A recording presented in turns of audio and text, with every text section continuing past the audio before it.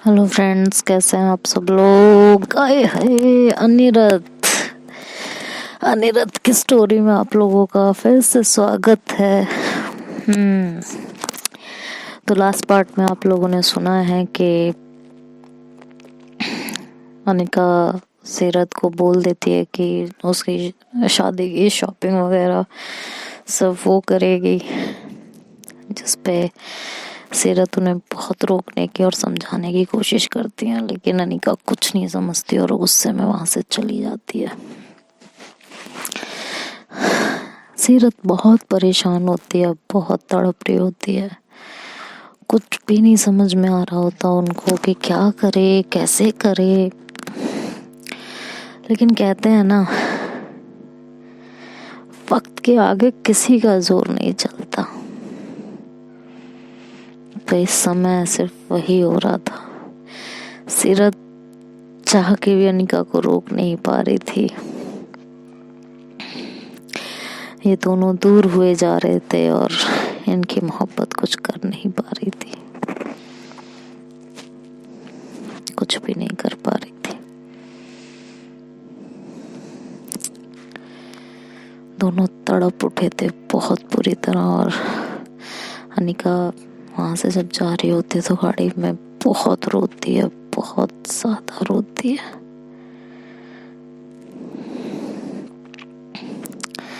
और मन ही मन कह रही होती है कि क्या फायदा ऐसी मोहब्बत का,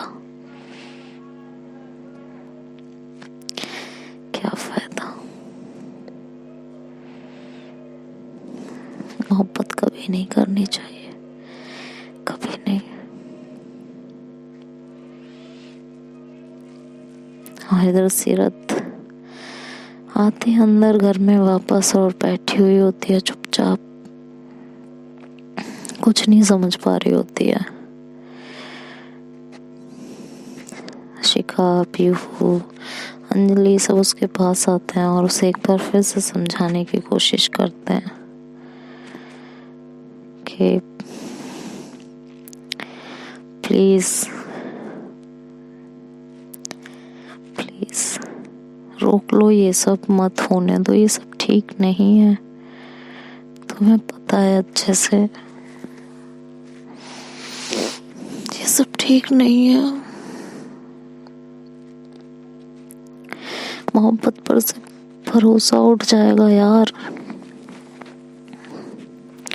कोई किसी से प्यार नहीं कर पाएगा जितना प्यार अनिका ने तुमसे किया है ना। उसकी जिंदगी अजीब हो जाएगी।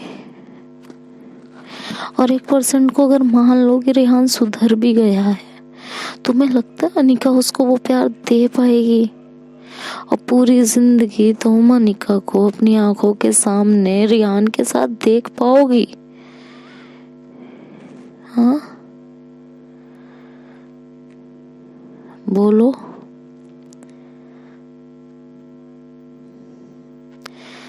ये पूरा रिश्ता तुम एक अजीब से मोड़ पे लाके नहीं खड़ा कर रही हो?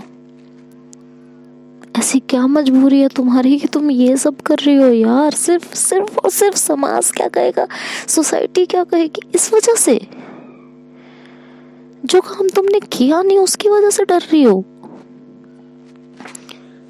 कुछ नहीं हो सकता। सीरत सीरत कहती है बस मुझे इस टॉपिक पे कोई बात नहीं करनी है, तुम लोग जा सकते हो यहाँ से, प्लीज जाओ यहाँ से।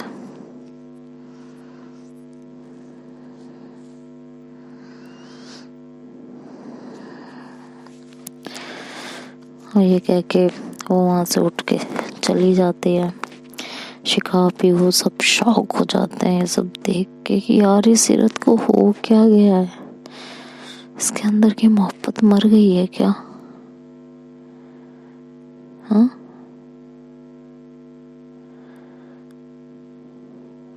चल क्या रहा है ये सब?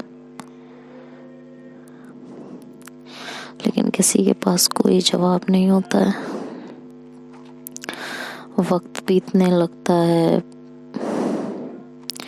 इधर शॉपिंग वगैरह सब सीरत चाहती है करने के लिए, एक एक शॉपिंग अनिका के लिए करते हुए उसे इतनी तकलीफ हो रही होती है।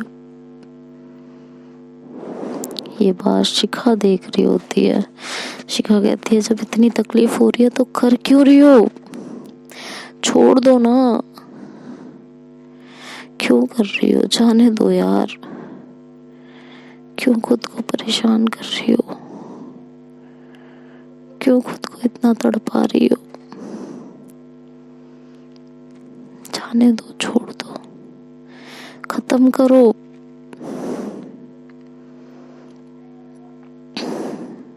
मत करो। सीरत कहती है शिखा प्लीज, कुछ नहीं हो रहा, मुझे करने दो मुझे। और अनिका के लिए बेस्ट जोड़ा लेना है जिसमें वो सबसे ज्यादा खूबसूरत लगे। शिखा कहती है सीरियसली, तुम्हारे हाथ नहीं कांपेंगे किसी और के लिए उससे तो तुम दुल्हन बनाओगी?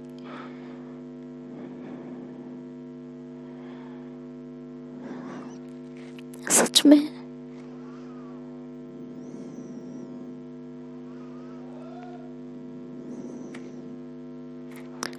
लाइक हद हो गई यार।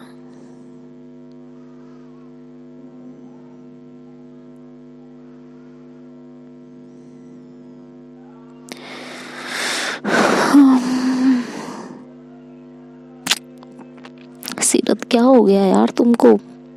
सीरत कहती यार प्लीज बस कर जाओगे। क्या हो गया मुझे, क्या हो गया मुझे, क्या हो गया मुझे, मेरे अंदर क्या चल रहा है मैं कैसे बताऊं तुम लोगों को? फ्रेंड कहते हो ना तुम लोग अपने आप को। मेरा दर्द, मेरी तकलीफ, मेरी तड़प समझ में नहीं आ रही है क्या? शिखा कहती ये ड्रामे बंद करो यार तुम। इतना दर्द, इतनी तकलीफ, इतनी तड़प है तो जाके उसको अपने साथ ले क्यों नहीं आती हो? क्यों खुद को मार रही हो और क्यों उसको मार रही हो?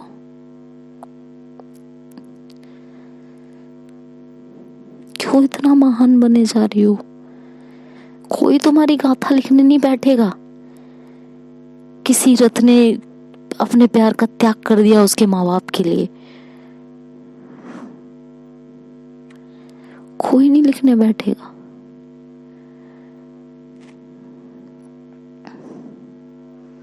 टूट जाएगी वो।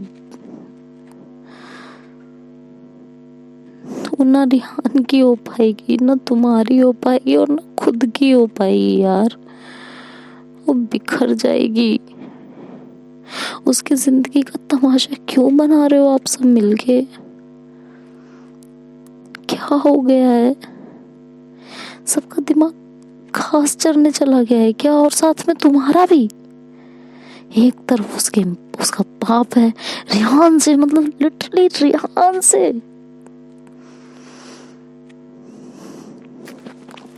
और एक तरफ तुम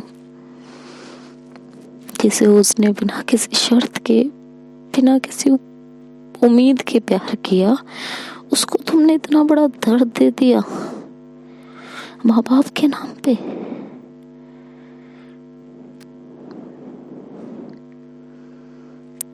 सीरत, अनिका अपने मुंह से तुम्हें कुछ नहीं कह रही और ना वो कभी तुम्हें बद्दुआ दे पाएगी, लेकिन एक बात बोलूं, जो इस इंसान के मुंह से बद्दुआ नहीं निकलती ना, उसकी आह भी ऊपर वाला बहुत बखूबी समझता है। और जिसकी आह ऊपर वाला समझ जाता है ना, तो तुम्हारा क्या करेगा वो ऊपर वाला तुम अंदाजा भी नहीं लगा सकती हो। अनिका इस समय किस दर्द में होगी, किस तकलीफ में होगी, ये तुम्हें भी अच्छे से पता है। फिर भी ये नाटक, फिर भी ये नौटंकी। सीरत कहते अगर तुम लोगों का हो गया हो तो मैं काम कर लूं? हाँ, मुझे प्लीज कमजोर करने की जरूरत नहीं है, मुझे कमजोर ना बनाओ।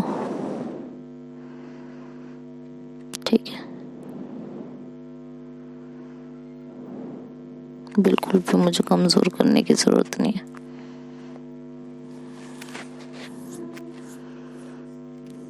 बिल्कुल भी नहीं।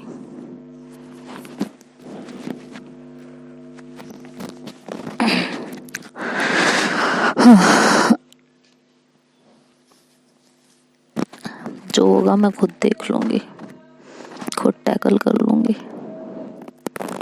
मुझे अब किसी की ज़रूरत नहीं है। अगर मेरे साथ हो तो जो हो रहा है उसे होने दो, और अगर मेरे साथ नहीं रहना तो फिर जो मैं कर रही हूँ मुझे अकेले करने दो।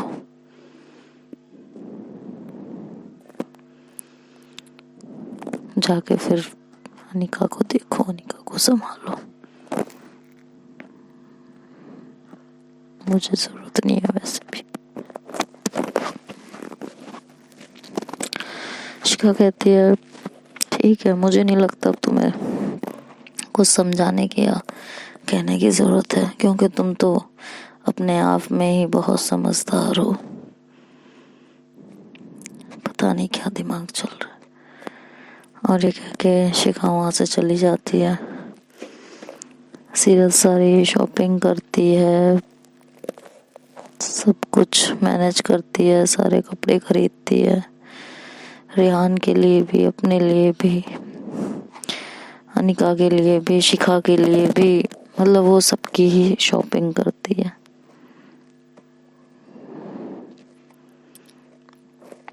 किसी के लिए नहीं छोड़ती, पूरे घर वालों के लिए शॉपिंग करती है।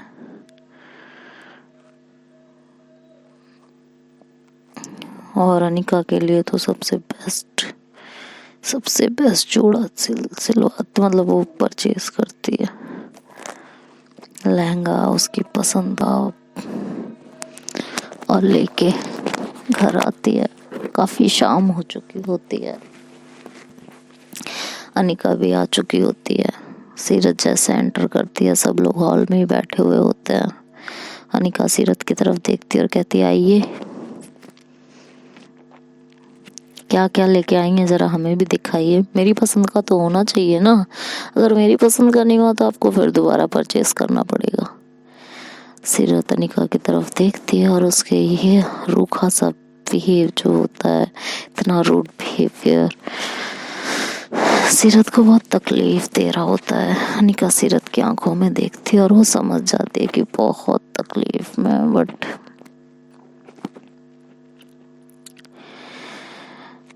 अनिका कुछ नहीं कहती है। वो सारे कपड़े खोलती है और देखने लगती है। सीरत से पूछती है किस किस के लिए क्या क्या है। सीरत बताती है और लास्ट में अनिका का लहंगा अनिका को देती है, कहती है ये आपके लिए और ये आपके होने वाले पार्टनर के लिए।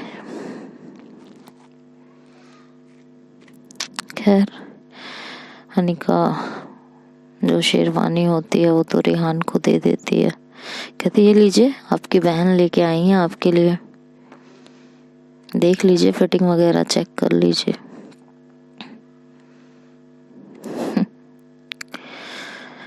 और रेहान अपनी शेरवानी जब खोलता है तो अनिका उस शेरवानी की तरफ देखती है। रेहान उसे अपने ऊपर लगा के देख रहा होता है।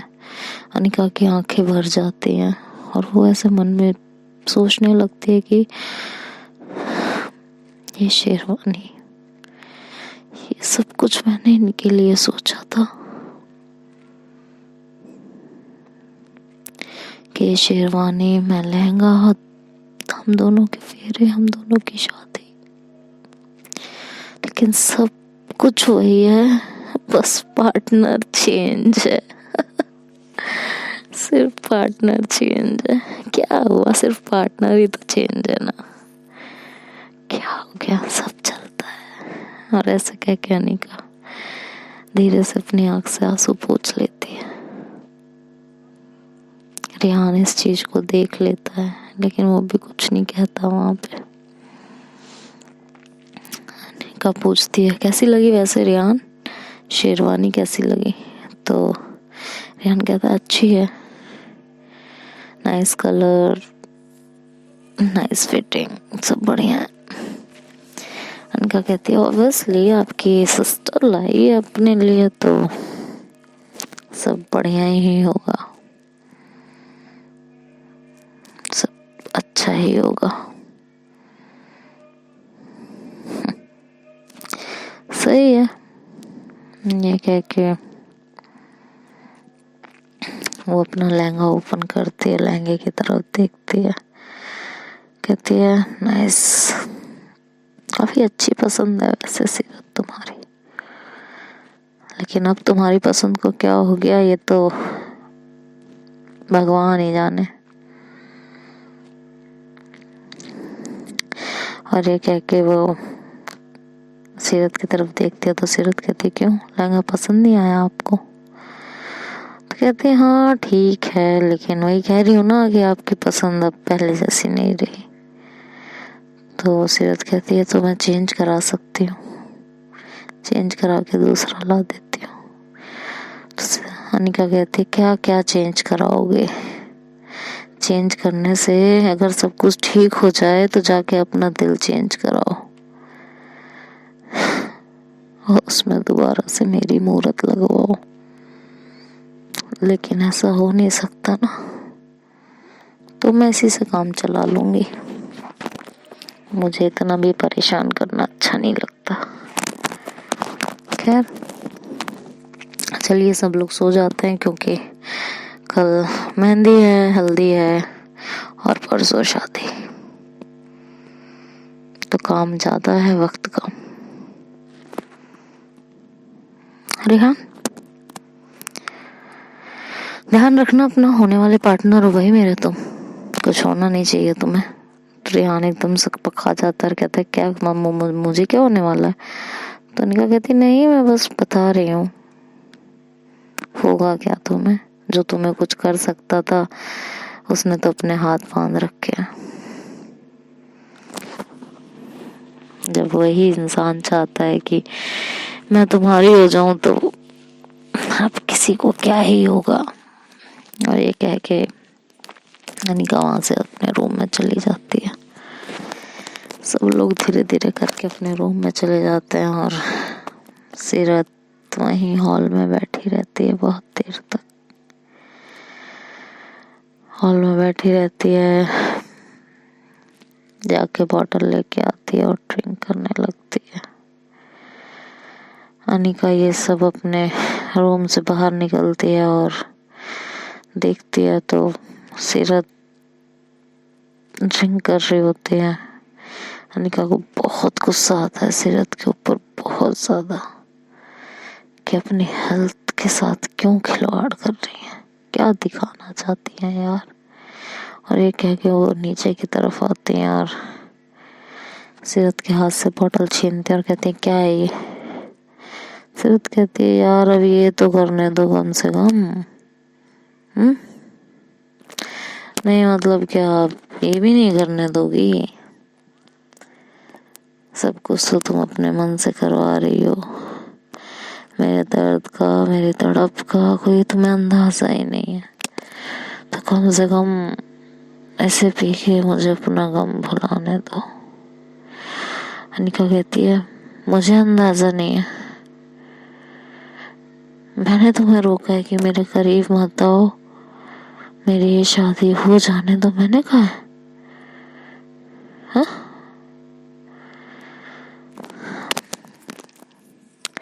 सीरत कहती है हाँ जो भी है यार, अब तो अपना यही साथी है।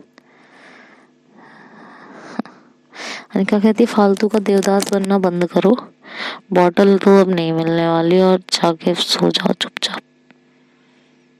सीरत कहती जब इतनी मोहब्बत है तो रेहान से शादी क्यों, रहने दो ना। अनिका कहती है तुम किसी को चुन के मेरे लिए लाओ और मुझे उसके गले मढ़ दो, इससे अच्छा तो ये है ना कि मैं रेहान से शादी करके जिंदगी भर तुम्हारे सामने रह के तुम्हें दर्द दे सकूं, तुम्हें तड़पता हुआ देख सकूं, तुम्हें पल पल मरता हुआ देख सकूं, इससे अच्छा तो ये है ना। फिर कहती ओ तो तुम्हें मुझे पल पल तड़पता हुआ मरता हुआ देखना है? हाँ ठीक है, अच्छी बात है, जो मर्जी करो फिर, क्या कर सकते हैं यार, क्या कर सकते हैं।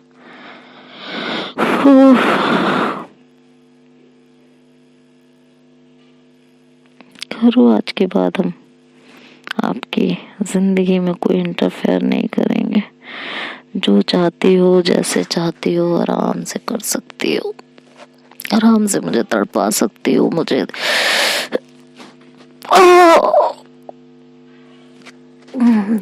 दर्द दे सकती हो। उसके मुंह से ऐसी आह निकलती है, अनिका उसको थामती और कहती है क्या हुआ। सीरत पीछे हो जाती है और कहती है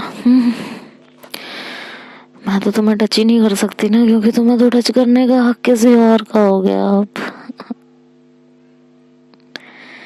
और कह के वो वहां से चली जाती है। अनिका भी सीरत को जाते हुए देखती है और फिर खुद भी चली जाती है। दोनों की रातें ऐसे ही कट रही होती हैं, तड़प तड़प के, मर मर के।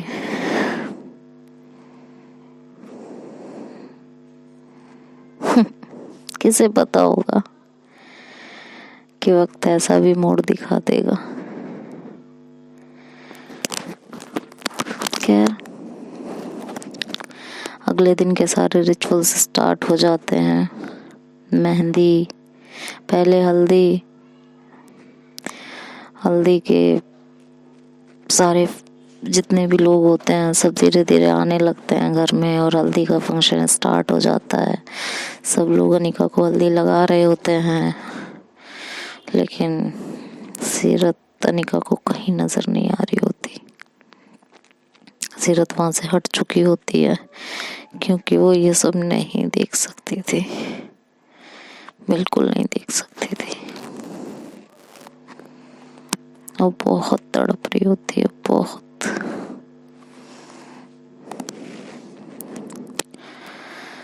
अनिका सीरत को ढूंढती रहती है, उसकी आंखें सिर्फ सीरत के दीदार के लिए परेशान रहती हैं।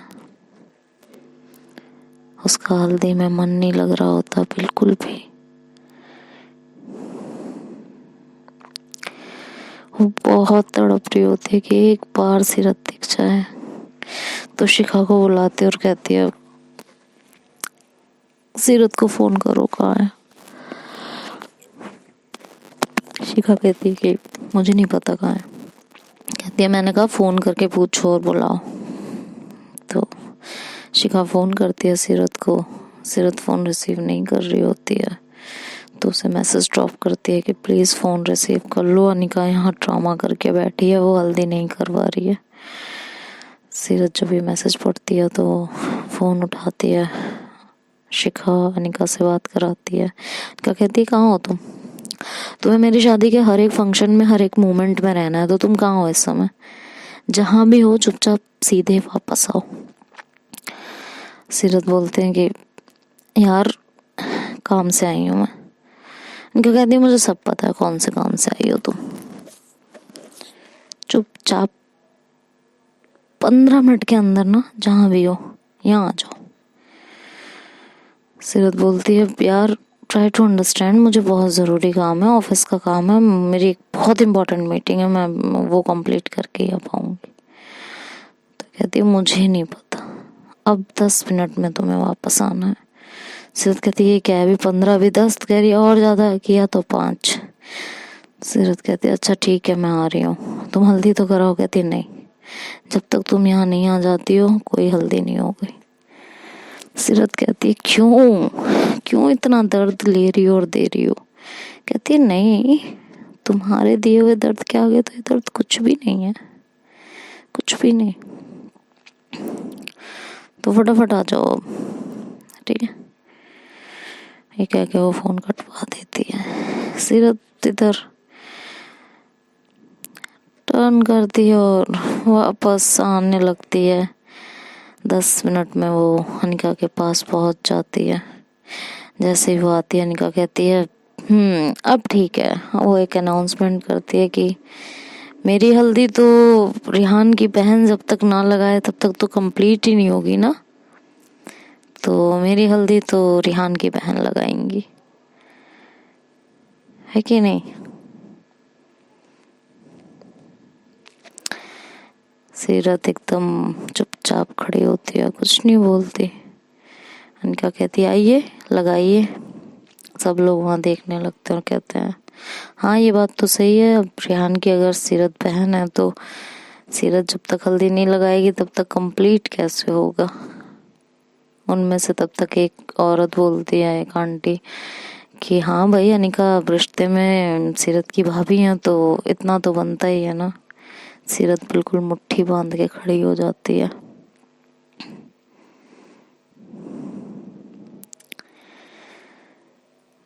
वो कुछ नहीं बोल पाती और चुपचाप आगे आती है और हल्दी लगा देती है अनिका को। इसी तरह मेहंदी का भी रस्म निपटने लगता है और उसके हाथों में मेहंदी का पहली लाइन अनिका के सीरत के हाथों खिंचवाई जाती है। ये सारे रिचुअल्स कंप्लीट हो जाते हैं और अगले दिन शादी की तैयारियां होने लगती हैं।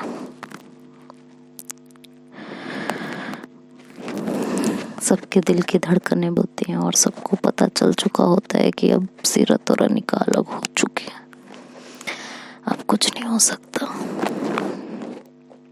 सबका चेहरा मायूसी से लटका हुआ होता है। अनिका का रो रो के बुरा हाल हो चुका होता है। वक्त कटता जाता है, सारी तैयारियां शुरू हो चुकी होती हैं। इधर अनिका सीरत दोनों ही परेशान होते हैं। अनिका सीरत को अपने पास बुलाती है और कहती है क्यों कर रही हो सीरत, अभी भी टाइम है, प्लीज मुझे लेके चलो यहाँ से। मैं किसी और की नहीं हो सकती हूँ यार, please try to understand please. मैं मर जाऊंगी तुम्हारे बिना। सीरत अनिका को जोर से हक करती और कहती है प्लीज मेरा इम्तिहान मत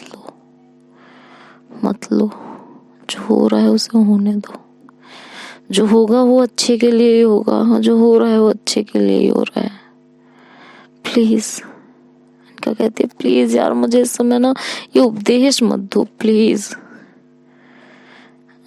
सीरत कहती है प्लीज अनिका मैं कुछ नहीं कर सकती, जो हो रहा है उसे होने दो प्लीज। मैं अपनी बेगुनाही साबित नहीं कर पाई, मैं तुम्हें अपना कैसे बना लूं। अनिका कहती है मुझे तुम पे यकीन है, मेरे यकीन के अलावा तुम्हें क्या चाहिए यार। पहले तुम्हें हर वक्त शिकायत रहती थी ना कि मैं तुम पे यकीन नहीं करती। अब तो यकीन है ना, अब क्या दिक्कत है। सीरत कहती है प्लीज समझने की कोशिश करो, मुझे मजबूर मत करो, जो हो रहा है वो अच्छे के लिए ही हो रहा है। अनिका सीरत को जोर से धक्का देती है और कहती है गेट आउट फ्रॉम हियर, अपनी शक्ल मत दिखाना मुझे दोबारा। सीरत कहती है थैंक यू और ये कह के वो जाने लगती है। तब इनका कहती है बिल्कुल नहीं, शक्ल क्यों नहीं दिखाओगी, शक्ल तो तुम दिखाओगी, और जितना दर्द मुझे है ना इस हर एक दर्द का हिसाब मैं तुमसे लूंगी, हर एक दर्द का हिसाब। सीरत कहती है जैसा तुम्हें ठीक लगे। अनिका अपनी मुट्ठी बीच के रह जाती है, गुस्से से दांत पीस के रह जाती है और कुछ नहीं कहती और कहती ठीक है टाइम हो रहा है शादी का, लहंगा लेके आओ मेरा, मुझे रेडी करो। सीरत कहती है ठीक है, और वो अनिका को रेडी करने लगती है। इधर रेहान बारात लेके आ चुका होता है।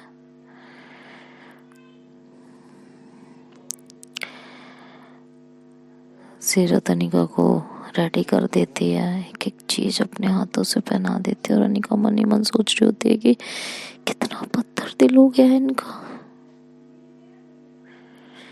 असर ही नहीं पड़ रहा, हद हो गई।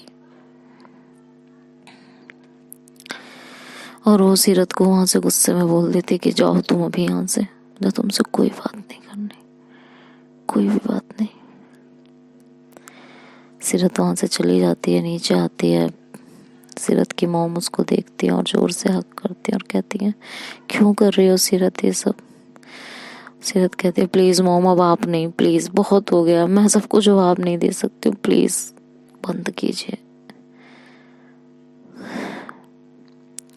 और रियान का हाथ पकड़ती है और उसे एक रूम में लेके जाती है और कहती है क्या चल रहा है, सब बंद करो।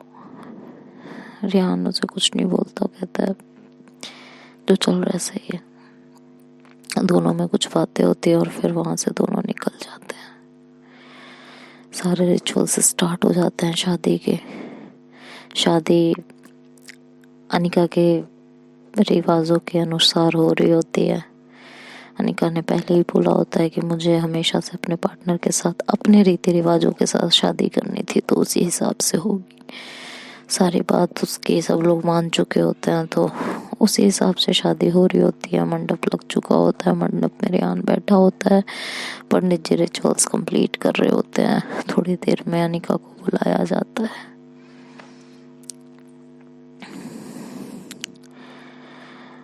अनिका की आंखें भरी हुई होती हैं। धीरे धीरे वो रिचुअल्स कंप्लीट होने लगते हैं। शिखा की नजरें सीरत को ढूंढ रही होती हैं, सीरत कहीं नहीं होती है।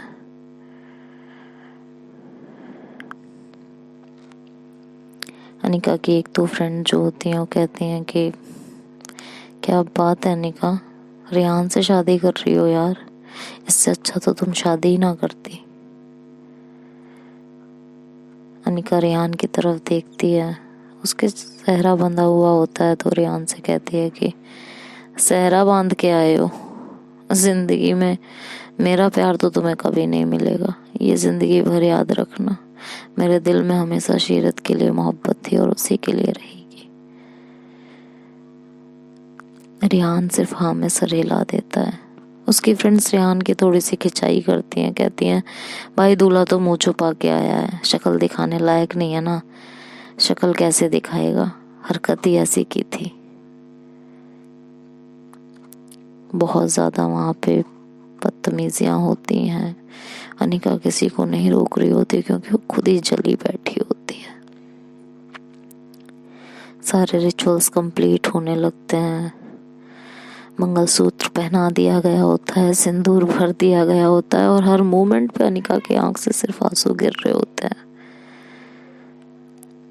फेरे कंप्लीट होने लगते हैं, कि फेरा कंप्लीट होने लगता है और अनिका को भी ये उम्मीद होती है कि सीरत आएगी और रोकेगी ये सब,